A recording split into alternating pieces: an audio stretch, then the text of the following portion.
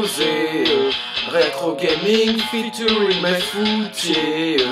Je veux leur exposer, je veux leur exposer, je veux leur exposer, je veux leur exposer.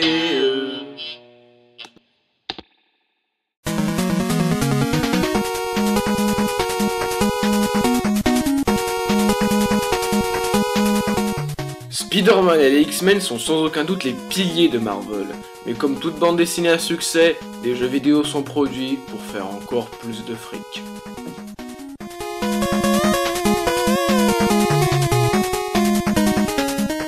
Les jeux à licence, comme tout le monde le sait, c'est généralement des jeux avec une très forte dose de nullité.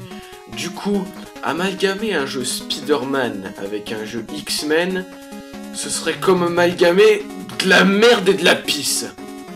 D'ailleurs, ce jeu a été conçu par LJN, une compagnie produisant à la base des jouets, alors rachetée par Acclaim, et qui s'était spécialisée dans la production de jeux à licence totalement nazes tels que Karate Kid, The Punisher, Retour vers le futur, Jaws, le jeu que nous allons voir aujourd'hui, et j'en passe.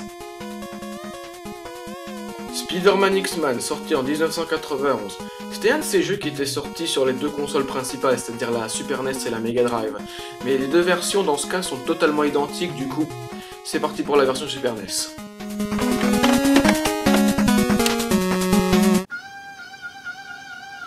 L'intro est formidable, la musique, les personnages, la BD et tout. Mais les apparences sont trompeuses et vous allez vous apercevoir que ce jeu est nul après 5 secondes de jeu.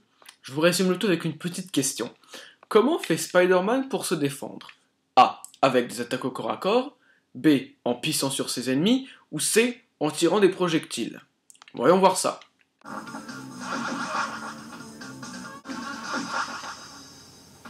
Et la réponse est C, bien sûr, en tirant des projectiles. Mais c'est pas plus mal vu la hauteur des ennemis. Et la moucheté aussi. Regardez-moi ça, mais qu'est-ce que c'est? Mais c'est une sorte de robot flottant, là.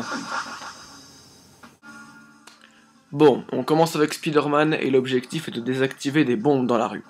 Il est inutile de ramasser la première que vous voyez, parce qu'on peut le ramasser que quand elle clignote. Et quand vous en ramassez une, il y en a une autre qui se met à clignoter. Et vous devez la chercher. Mais pas de panique, parce que vous serez guidé par votre sens d'araignée qui, dans ce jeu, fait des bruits de paix.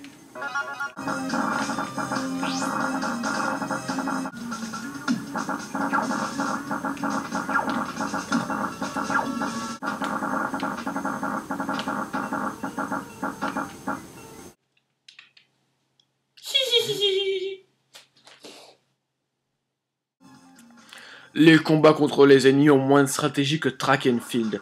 Tout ce que vous avez à faire, c'est tirer avant de vous faire toucher. Mais bon, à la fin, le premier niveau se termine assez facilement. Et il est plutôt pas mal comparé aux autres, parce que après le premier niveau, le jeu devient d'une difficulté ridicule.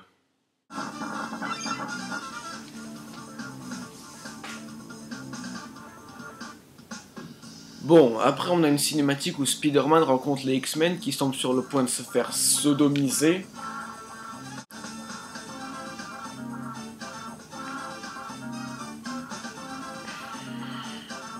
Bon, maintenant on a le choix du personnage. Soit Spider-Man, soit un des X-Men. Et chaque perso a 2 missions différentes. On va prendre Cyclops, tiens.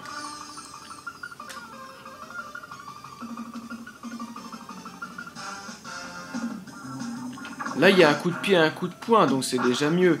Mais ces coups au corps à corps sont juste à chier. Regardez, c'est classique. L'animation est si lente que vous allez vous faire toucher avant même d'avoir porté le coup. Le mieux, c'est encore d'utiliser le laser, mais encore faut-il savoir viser.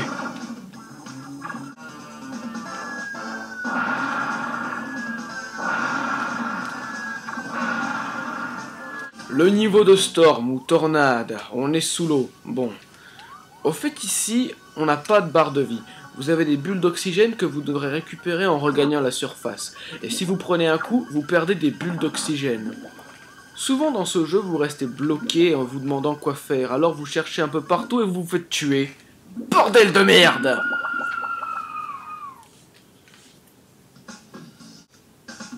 Bon, le niveau de Gambit, qui a une musique vraiment magnifique.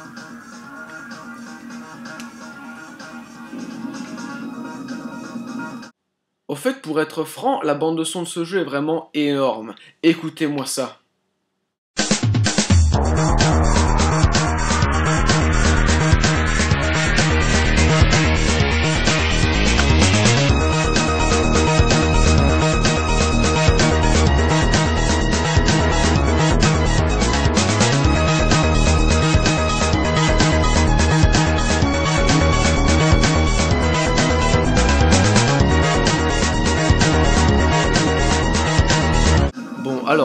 Gambit. Il faut courir pour éviter une grosse boule.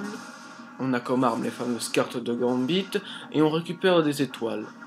Ouais, pas mal.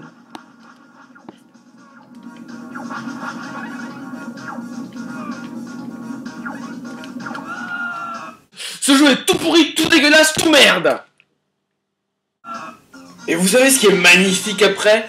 Après le game over, il faut tout recommencer depuis le début du jeu. Il n'y a aucun continu.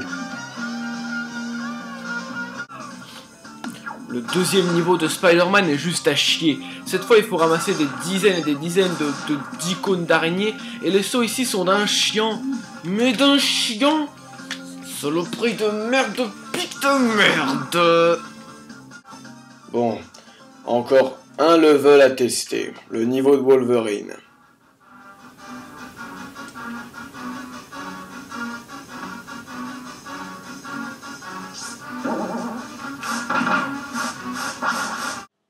Mais qu'est-ce que c'est que ça? Wolverine qui se balade dans un grand coffre à jouets et qui tue des clowns et des gangsters avec un sort à la place des pieds? Mais qu'est-ce qu'ils étaient en train de fumer quand ils ont fait ce niveau? Et c'est encore le meilleur niveau du jeu, hein, parce que l'attaque de Wolverine est rapide et efficace contre les ennemis. Mais par contre...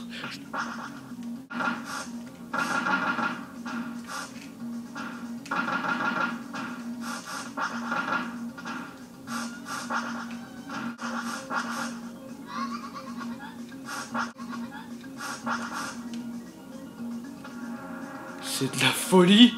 C'est de la folie! C'est de la folie! Ah!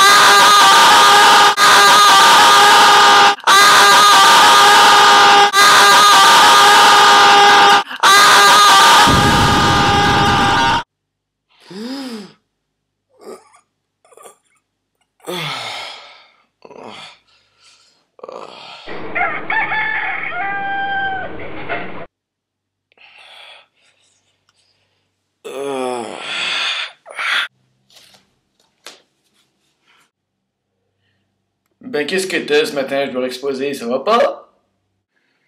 J'ai fait un de ces cauchemars.